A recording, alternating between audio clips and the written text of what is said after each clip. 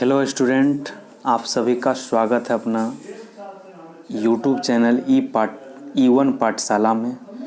तो आइए आज हम फिर से एक नए वीडियो लेकर आ गए हैं। यानी बिहार बोर्ड के क्लास 10th यानी ज्योग्राफी का जो फर्स्ट चैप्टर आज हम लोग पढ़ेंगे। यानी फर्स्ट चैप्टर है भारत में संसाधन एवं उद्योग से संबंधित जो है महत्वपूर्ण एमसीक्यू प्रश्न जो है आज हम लोग देखेंगे, जो कि बोर्ड एग्ज़ाम से संबंधित होगा और बोर्ड एग्ज़ाम में पूछा जाने का इसका बहुत ही संभावित प्रश्न अगर बात किया जाए तो यानी वीवीआई प्रश्न। तो आइए बिना देरी किए जो इसको स्टार्ट करते हैं।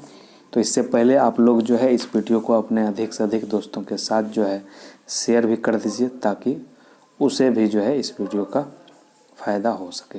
तो आइए फर्स्ट क्वेश्चन जो हम लोग देखेंगे। फर्स्ट क्वेश्चन जो बोला जा रहा है कि भारत में 2001 में कितने प्रतिशत भौगोलिक क्षेत्र में वन का विस्तार था। यानी 2001 के जनगणना के आधार पर हम बात कर रहे हैं कि 2001 ईस्वी में जो है यानी भारत में कितने प्रतिशत भौगोलिक क्षेत्र पर जो है वनों का विस्तार था अगर पूछा जाए तो ऑप्शन नंबर ए है 25%, ऑप्शन बी है 29.27%, ऑप्शन सी है 20%, ऑप्शन डी है 20.06%। इसका आंसर जो ऑप्शन नंबर बी क्या जाएगा, ऑप्शन नंबर बी यानी 19.27% जो है अपने भारत में यानी 2001 के अनुसार जो है पूरे भारत में जो है भौगोलिक यानी 19.27% भौगोलिक क्षेत्र पर जो है वनों का क्या है विस्तार है। तो यह भी प्रश्न जो बहुत ही वीवीआई प्रश्न है। आप लोग जो इसको जो है अपने अपने नोटबुक में जो नोट करते जाइए। जो भी प्रश्न आज होगा इस चैप्टर से रिलेटेड लगभग 35 प्लस प्रश्न जो आज हम लोग देखेंगे वह सभी जो वीवीआई प्रश्न होगा, जो कि आपके बोर्ड एग्जाम के लिए जो है रामबाण साबित हो सकता है। ठीक है, तो आइए नेक्स्ट प्रश्न जो है की ओर हम लोग बढ़ते हैं। नेक्स्ट प्रश्न बोल रहा है कि निम्नलिखित में कौन प्राकृतिक संसाधन नहीं है। यानी प्राकृतिक संसाधन के बारे में बोल रहा है। ठीक है, यानी कौन जो है प्राकृतिक संसाधन नहीं है। तो ऑप्शन नंबर ए है वन, ऑप्शन बी है नदियाँ, ऑप्शन सी है नगर, ऑप्शन डी है खनिज। तो इसका आंसर जो ऑप्शन नंबर सी नगर जो है यह प्राकृतिक संसाधन नहीं है।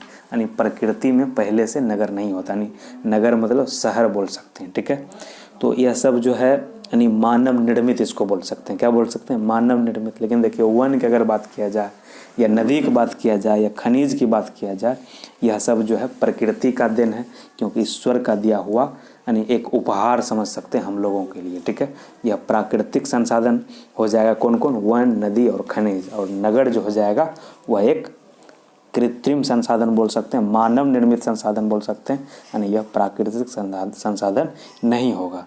तो आइए नेक्स्ट प्रश्न जो बोला जा रहा है कि लौह अयस्क किस संसाधन वर्ग में सम्मिलित है।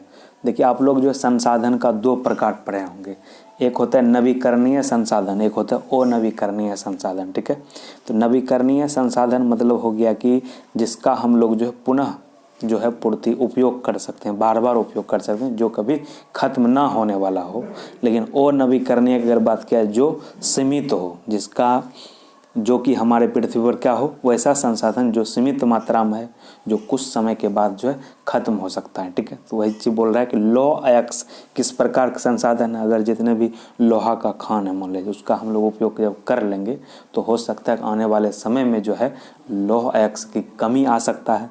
तो कमी आ जाएगा तो इसको हम क्या बोल सकते हैं, अनवीकरणीय। क्या बोलेंगे, अनवीकरणीय संसाधन है। तो याद रखना है नवीकरणीय कौन हो जाएगा, जो कभी खत्म ना हो। जैसे सूर्य का प्रकाश ये कभी खत्म नहीं हो सकता। आज दिन है तो कल भी दिन होगा, आज सूर्य उगा तो कल भी उगेगा, परसों भी उगेगा। यानी उससे जो हम लोग को ऊर्जा प्रत्येक दिन मिलते रहेगा। या पवन ऊर्जा की बात कर दिया जाए, जो वायु से हम लोग को जो ऊर्जा मिलेगा वह प्रत्येक दिन मिल सकता है। ठीक है, तो वह सब हो जाएगा नवीकरणीय ऊर्जा। लेकिन अगर लौह अयस्क की बात किया जाए या कोयला की बात किया जाए, यह सब जो है अनवीकरणीय संसाधन का एग्जाम्पल हो जाएगा। ठीक है, तो याद रखना है नेक्स्ट प्रश्न बोला जा रहा है कि ज्वारीय ऊर्जा किस प्रकार के संसाधन का जो है उदाहरण है। जो ज्वारीय ऊर्जा है, ज्वारीय मतलब जो समुद्र में जो ज्वार आप लोग देखे होंगे, ज्वार आता है नहीं, ज्वार भाटा, ठीक है। तो ज्वारीय ऊर्जा की बात कर रहा है कि यह किस प्रकार का जो है संसाधन है। तो ऑप्शन नंबर है नवीकरणीय, ऑप्शन सी है यानी बी में नहीं है तो ऑप्शन बी याद रखेंगे, एक जो है अनवीकरणीय, ऑप्शन सी है मानवकृत या ऑप्शन डी है जैव, ठीक है, जैविक संसाधन। तो इसका आंसर जो ऑप्शन नंबर ए इसका आंसर जो है क्या आ जाएगा, ए, यह नवीकरणीय संसाधन। क्योंकि देखिए ज्वार भाटा जो आता है यानी ज्वार ऊर्जा की अगर बात किया जाए, समुद्र तो सब दिन रहेगा यानी उसमें आज हम जो ऊर्जा मिल रहा है वो हम कल भी उससे जो है प्राप्त कर सकते हैं, यह कभी खत्म होने वाला ऊर्जा नहीं है। इसलिए हम क्या बोलेंगे, ज्वारीय ऊर्जा जो है नवीकरणीय संसाधन हो जाएगा, क्या आ जाएगा, नवीकरणीय संसाधन इसको हम बोल सकते हैं। तो याद रखेंगे यह नवीकरणीय संसाधन हो जाएगा। आइए नेक्स्ट प्रश्न जो बोला जा रहा है कि किस प्राकृतिक संसाधन का भंडार जो है सीमित है, यानी निम्न में से किस प्राकृतिक संसाधन का जो भंडार जो है सीमित है। तो ऑप्शन ए में बोला जा रहा है खनिज तेल का, ऑप्शन बी है सौर ऊर्जा का, ऑप्शन सी है पवन ऊर्जा का, ऑप्शन डी है जलीय ऊर्जा का। तो इसमें पूछा जा रहा है कौन सीमित, सीमित मतलब जो कि आने वाले भविष्य में आने वाले समय में जो है खत्म हो सकता है। तो इसका आंसर जो ऑप्शन नंबर ए यानी खनिज तेल जो है यह क्या है, सीमित मात्रा में है, यानी भविष्य में आने वाले समय में जो है खनिज तेल जो है खपत भी हो सकता है, यानी इसके भंडार जो है यानी खत्म भी हो सकता है। लेकिन अगर सौर ऊर्जा की बात किया जाए यह कभी भी खत्म नहीं होगा, जब तक पृथ्वी रहेगा तब तक यहाँ जो है सूर्य उगेगा। पवन ऊर्जा की बात किया जाए तो प्रत्येक दिन हवा बहेगी तो उससे हम लोग जो है पवन ऊर्जा मतलब प्राप्त कर सकते हैं, ठीक है, पवन चक्की लगा करके। और ज्वार यानी जलीय ऊर्जा की बात किया जाए यानी जल तो कभी खत्म नहीं, जैसे नदी का जो जल, समुद्र में जल तो सब दिन रहेगा, तो उससे जो हम लोग जलीय ऊर्जा प्राप्त कर सकते हैं। तो इसका आंसर जो ऑप्शन नंबर ए खनिज तेल क्या हो जाएगा, यह प्राकृतिक संसाधन का जो है सीमित भंडार है, ठीक है, याद रखेंगे। नेक्स्ट प्रश्न बोला जा रहा है कि सौर ऊर्जा निम्नलिखित में से कौन सा संसाधन है। सौर ऊर्जा की बात कर रहे हैं, सूर्य से प्राप्त ऊर्जा जो किस प्रकार की ऊर्जा है, तो मानव निर्मित है या पुनर्पूर्ति योग है कि ओजैव है या वो चक्रीय है। तो क्या होगा, पुनर्पूर्ति योग बोल सकते हैं, क्या बोल सकते हैं, पुनर्पूर्ति योग, यानी ऑप्शन नंबर बी इसका आंसर आ जाएगा पुनर्पूर्ति योग, क्या आ जाएगा, पुनर्पूर्ति योग। क्योंकि इसमें जो है हम आज जैसे उपयोग कर रहे हैं सोलर प्लेट लगा देंगे मान लिया, जो उससे आज बैटरी चार्ज कर लिया वो ख़त्म हो जाए फिर उसका हम लोग उपयोग कर सकते हैं, यानी इसको बोल सकते हैं पुनः पूर्ति योग। तो इसलिए आंसर हो जाएगा कौन, ऑप्शन नंबर बी, तो याद रखेंगे। नेक्स्ट प्रश्न में बोला जा रहा है कि पंजाब में भूमि निम्नीकरण का मुख्य कारण क्या है। जो पंजाब में जो है भूमि का जो निम्नीकरण हो रहा है, तो मिट्टी का जो मतलब कटाव की अगर बात किया जाए जो हो रहा है वह जो है क्या मुख्य रूप से कारण हो सकता है। तो ऑप्शन नंबर ए है वनों उन्मूलन, ऑप्शन बी है गहन खेती, ऑप्शन सी है अति पशुचारण, ऑप्शन डी है अधिक सिंचाई। तो इसका आंसर जो अधिक सिंचाई, ऑप्शन नंबर डी यानी अधिक सिंचाई के कारण जो है पंजाब में भूमि निम्नीकरण जो है हो रहा है, ठीक है। इसलिए बोल सकते हैं पंजाब में भूमि निम्नीकरण का मुख्य कारण जो क्या हो जाएगा, अधिक सिंचाई का होना, ठीक है। नेक्स्ट प्रश्न जो बोला जा रहा है कि सोपानी कृषि किस राज्य में जो है प्रचलित है। जो सोपानी कृषि की अगर बात किया जाए तो किस राज्य में जो है प्रचलित है। तो ऑप्शन नंबर ए है हरियाणा में, ऑप्शन बी है पंजाब, ऑप्शन सी बिहार के मैदानी क्षेत्र में, या ऑप्शन डी है उत्तराखंड में। तो इसका आंसर जो ऑप्शन नंबर डी उत्तराखंड में जो है क्या आ जाएगा, सोपानी कृषि जो है प्रचलित है ज़्यादातर, इसलिए याद रखेंगे इसका आंसर जो उत्तराखंड क्या आ जाएगा, उत्तराखंड याद रखना है आप लोग को। नेक्स्ट प्रश्न बोला जा रहा है काली मिट्टी का दूसरा नाम क्या है। जो काली मिट्टी आप लोग सुने होंगे, काली मिट्टी का जो दूसरा नाम क्या है, तो आप लोग फटाफट जो कमेंट बॉक्स में लिखिए काली मिट्टी का जो है दूसरा नाम। तो ऑप्शन नंबर ए बोला जा रहा है बलुई मिट्टी, ऑप्शन बी है रेगुर मिट्टी, ऑप्शन सी है लाल मिट्टी, ऑप्शन डी है पर्वतीय मिट्टी। इसका आंसर जो ऑप्शन नंबर बी रेगुर मिट्टी, क्या बोलेंगे, रेगुर मिट्टी, यानी काली मिट्टी का दूसरा नाम क्या आ जाएगा, रेगुर मिट्टी भी इसको बोला जाता है। यस, बहुत ही वीवीआई प्रश्न है, सबको आप लोग जो है लिखते जाइए, ठीक है। अगर वीडियो अच्छा लग रहा है तो इसको जो लाइक भी कर दीजिए और अधिक से अधिक दोस्तों के साथ जो इसको शेयर भी कर दीजिए। यदि जो स्टूडेंट इस चैनल पर पहली बार विजिट किए हैं सब्सक्राइब करके रख लीजिए, क्योंकि इसी तरह का जो वीडियो प्रत्येक दिन हम जो है लाते रहते हैं इस पर। उससे होगा क्या, आपको जो है नोटिफिकेशन के माध्यम से जो है सबसे पहले जो है आपको मिल पाएगा वीडियो, ठीक है। तो इसलिए जो है सब्सक्राइब करना बहुत ही अनिवार्य हो जाता है। तो आइए नेक्स्ट प्रश्न की ओर बढ़ते हैं हम लोग। नेक्स्ट प्रश्न बोला जा रहा है कि प्रश्न नंबर 10 में बृहद क्षेत्र में यानी बृहद क्षेत्र में जल की उपस्थिति के कारण ही पृथ्वी को क्या कहा जाता है। पृथ्वी पर जो अधिक मात्रा में जो जल की उपस्थिति है उसके कारण पृथ्वी को क्या बोलते हैं। ऑप्शन नंबर ए है उजला ग्रह बोलते हैं, ऑप्शन बी नीला ग्रह बोलते हैं, ऑप्शन सी लाल ग्रह बोलते हैं, ऑप्शन डी हरा ग्रह बोलते हैं।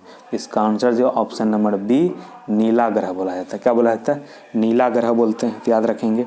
नेक्स्ट प्रश्न है कि बिहार में कितने प्रतिशत भौगोलिक क्षेत्र में वन का फैलाव है। अगर बिहार की बात किया जाए, ठीक है, बिहार के परिप्रेक्ष्य में बात कर रहे हैं कि बिहार में जो है कितने प्रतिशत भौगोलिक क्षेत्र पर जो वन का फैलाव है। तो ऑप्शन नंबर दिया है 15%, ऑप्शन बी है 20%, ऑप्शन सी है 20%, यहाँ इसको 30 बना लीजिए 30%, ऑप्शन डी है 5%। इसका आंसर जो ऑप्शन नंबर सी 20%। क्या जाएगा, यानी ऑप्शन बी इसका तब आंसर हो जाएगा। क्या जाएगा 20% जो याद रखेंगे बस इसका 20% जो आप लोग को आंसर याद रखना है कि बिहार में जो कितने प्रतिशत भौगोलिक क्षेत्र में वन का फैलाव है, तो 20% जो है याद रखेंगे। यानी ऑप्शन बी और सी दोनों सेम ही जो है ये जो मिसप्रिंट से हो गया है, ठीक है, तो याद रखेंगे। नेक्स्ट प्रश्न जो बोला जा रहा है कि भारत के किस राज्य में वन का सबसे अधिक विस्तार है। यानी भारत के किस राज्य में जो है वनों का सबसे अधिक विस्तार है। तो ऑप्शन नंबर है केरल में, ऑप्शन बी है कर्नाटक में, ऑप्शन सी है मध्य प्रदेश में, ऑप्शन डी है उत्तर प्रदेश में। तो इसका आंसर जो है option number C Madhya Pradesh में जो है क्या है, वनों का अधिक विस्तार है, ठीक है, तो याद रखेंगे। नेक्स्ट प्रश्न जो बोला जा रहा है कि देश के बांधों को किसने भारत का मंदिर कहा था, ठीक है। यह भी प्रश्न बहुत वीवीआई प्रश्न आप लोग अगर पढ़े होंगे तो इसका आंसर आप लोग को पता होगा, ठीक है। आप लोग फटाफट जो कमेंट बॉक्स में इसको कमेंट करिए, ठीक है। ए नंबर में दिया है महात्मा गांधी, ऑप्शन बी है doctor Rajendra Prasad, option C है पंडित नेहरू, ऑप्शन डी है स्वामी विवेकानंद। तो इसका आंसर जो ऑप्शन नंबर सी क्या जाएगा, ऑप्शन नंबर सी यानी पंडित जवाहरलाल नेहरू ही जो है बोला था कि देश यानी देश के बांध को क्या बोला था, भारत का मंदिर, ठीक है, याद रखेंगे।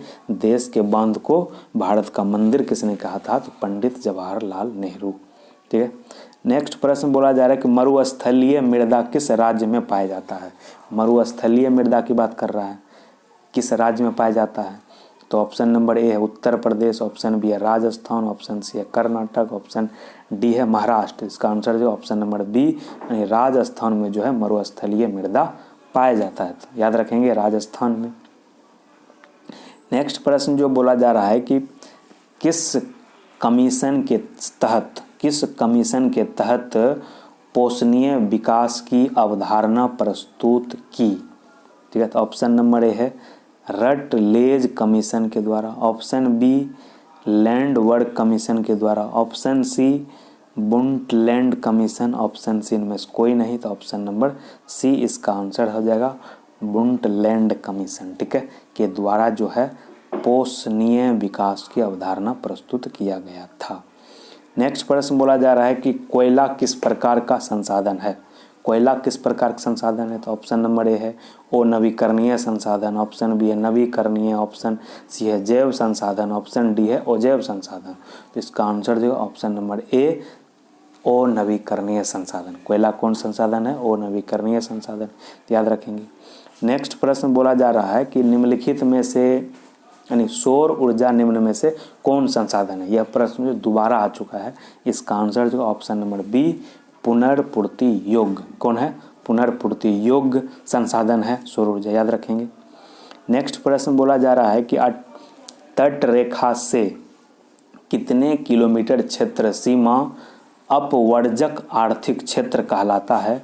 तो ऑप्शन नंबर है 100, ऑप्शन नंबर बी है 200, ऑप्शन सी है 150, ऑप्शन डी है 250। इसका आंसर जो है 200 क्या जाएगा, ऑप्शन नंबर बी यानी 200 इसका आंसर हो जाएगा। यानी तट रेखा से 200 किलोमीटर क्षेत्र के सीमा को क्या बोला जाता है, अपवर्जक आर्थिक क्षेत्र बोला जाता है।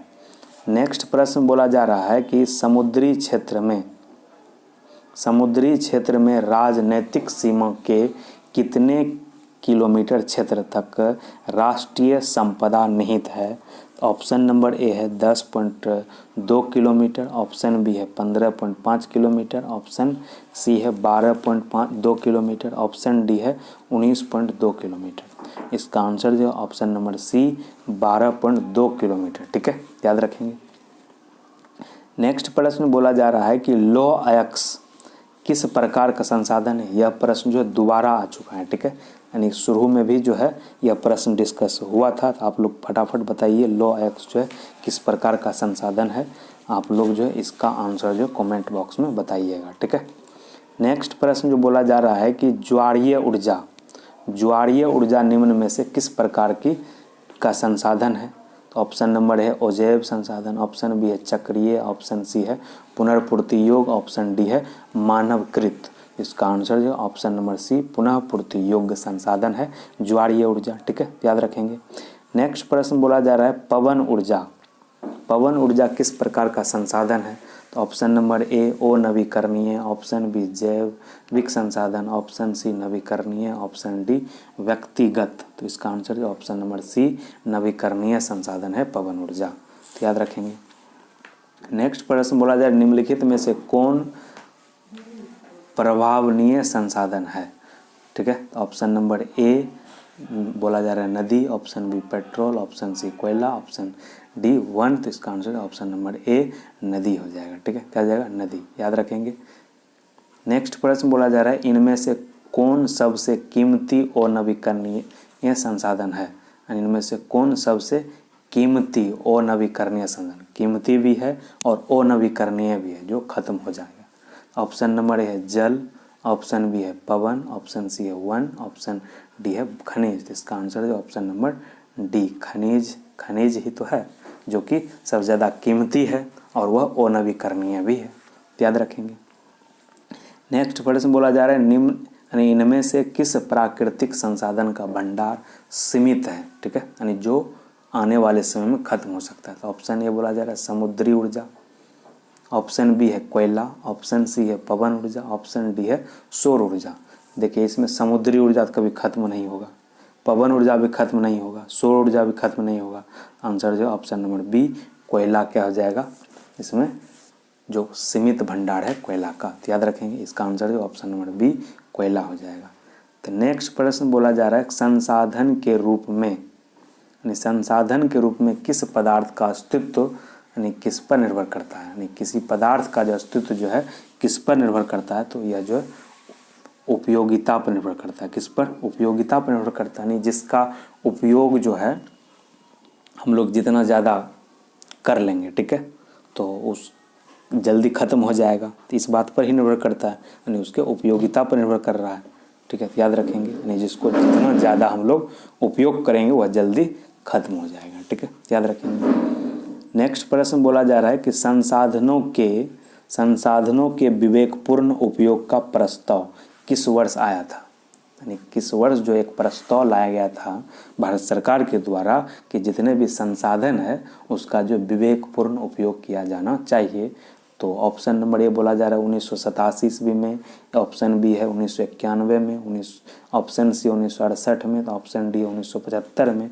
इसका आंसर जो ऑप्शन नंबर सी 1968 ईस्वी में जो है एक प्रस्ताव पेश किया गया था जिसमें बोला गया था कि संसाधनों का जो है विवेकपूर्ण उपयोग किया जाए, मतलब यानी जितना ज़रूरत हो उतना ही उपयोग किया जाए, ठीक है, याद रखेंगे। नेक्स्ट प्रश्न बोला जा रहा है कि सार्वजनिक स्थानों पर बना मंदिर किस प्रकार का संसाधन है।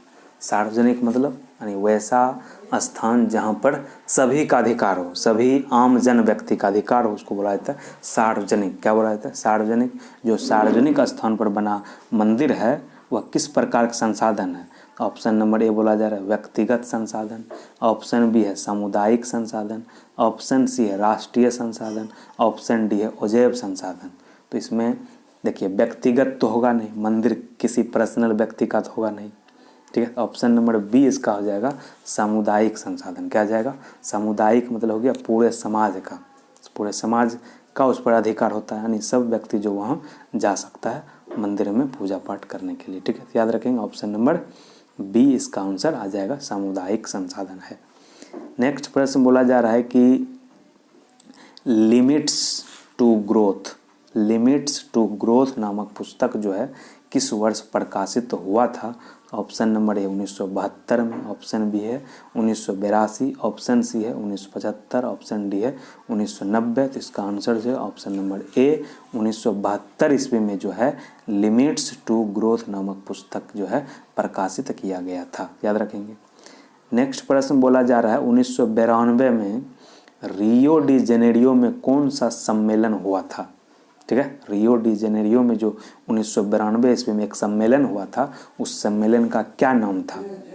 ऑप्शन नंबर है महाद्वीपीय, या ऑप्शन बी है जनसंख्या, ऑप्शन सी है जलवायु, ऑप्शन डी है पृथ्वी। तो इसका आंसर जो ऑप्शन नंबर डी यानी पृथ्वी सम्मेलन हुआ था रियो डी जेनेरियो में वर्ष 1992 में। ठीक है, याद रखेंगे क्या कौन सम्मेलन हुआ था? पृथ्वी सम्मेलन, याद रखना है। नेक्स्ट प्रश्न बोला जाए राजस्थान में किस संसाधन की कमी है? जो राजस्थान की अगर बात किया जाए वहाँ कौन सा संसाधन जो है कि कमी है? तो ऑप्शन नंबर है सौर ऊर्जा, ऑप्शन बी है पवन ऊर्जा, ऑप्शन सी है जल ऊर्जा, ऑप्शन डी है पशु ऊर्जा। तो इसका आंसर जो ऑप्शन नंबर सी जल ऊर्जा का वहाँ जो है कमी है, यानी जल का बहुत ही किल्लत पड़ता है, वहाँ बहुत कम जो है जल मिलता है। ठीक है, याद रखेंगे। नेक्स्ट प्रश्न बोला जा रहा है कि जनसंख्या होते नहीं बनते हैं, किनका कथन है? यानी कौन बोला था कि जनसंख्या होते नहीं है, यानी वो मिस्टेक, जनसंख्या नहीं संसाधन है। क्या है? संसाधन होते नहीं संसाधन बनते हैं। ठीक है, तो यह जो बोला था एक व्यक्ति था जिम्मरमैन। कौन था? जिम्मरमैन जो है बोला था। सबसे पहले ऑप्शन नंबर बी इसका आंसर आ जाएगा। वही बोले थे कि संसाधन होते नहीं बनते हैं। ठीक है, संसाधन बनाया था उपयोगिता के आधार पर। जैसे हम लोग को कलम पहले कोई जानता था कलम है पेंसिल है, इसका आवश्यकता पड़ा इसलिए कलम का आविष्कार हो गया। कॉपी किताब मोबाइल ये सब जो हम लोग देख रहे हैं ये सब का पहले चलता था, मोबाइल सब नहीं। इसका उपयोगिता धीरे धीरे जैसे आया मनुष्य जीवन में तो यह जो इसका आविष्कार हो गया। ठीक है, यानी संसाधन होता नहीं है, उसको जो बनाया जाता है मनुष्य के द्वारा। ठीक है, याद रखेंगे। नेक्स्ट प्रश्न बोला जा रहा है आईपीसीसी का जो है मुख्यालय निम्नलिखित में से किस नगर में अवस्थित है? ठीक है, तो इसका आंसर जो है ऑप्शन नंबर बी जेनेवा में। ठीक है, याद रखेंगे आईपीसीसी का जो मुख्यालय कहाँ है? तो जेनेवा में जो इसका मुख्यालय है। ठीक है, याद रखेंगे। इंटर गवर्नमेंट, ठीक है, पैनल ऑन क्लाइमेट चेंज का अगर मुख्यालय की बात किया जाए जेनेवा में। ठीक है, याद रखेंगे। नेक्स्ट प्रश्न बोला जा रहा है कि स्मॉल इज ब्यूटीफुल की रचना किसने किया था? एक व्यक्ति था सुमेरस। क्या था? सुमेरस। इसका ऑप्शन हो जाए ऑप्शन नंबर डी सुमेरस जो है स्मॉल इज ब्यूटीफुल की रचना किया था। ये भी प्रश्न जो आप लोग याद रखेंगे। ठीक है, नेक्स्ट प्रश्न बोला जा रहा है कि क्योटो सम्मेलन कब हुआ था? जो क्योटो सम्मेलन बहुत ही वीवीआई प्रश्न, इसको जो आप लोग नोट ही कर लीजिए, पूछा जा सकता है कि क्योटो सम्मेलन। ठीक है, क्या पूछा जा सकता है? क्योटो सम्मेलन कब हुआ था? तो इसका आंसर जो है 1997 ईस्वी में। क्या जाएगा? ऑप्शन नंबर बी 1997 ईस्वी में जो है क्योटो सम्मेलन हुआ था। याद रखेंगे। नेक्स्ट प्रश्न बोला जा रहा है कि किसने कहा था कि हमारे पास पेट भरने के लिए बहुत कुछ है परंतु पेटी भरने के लिए नहीं?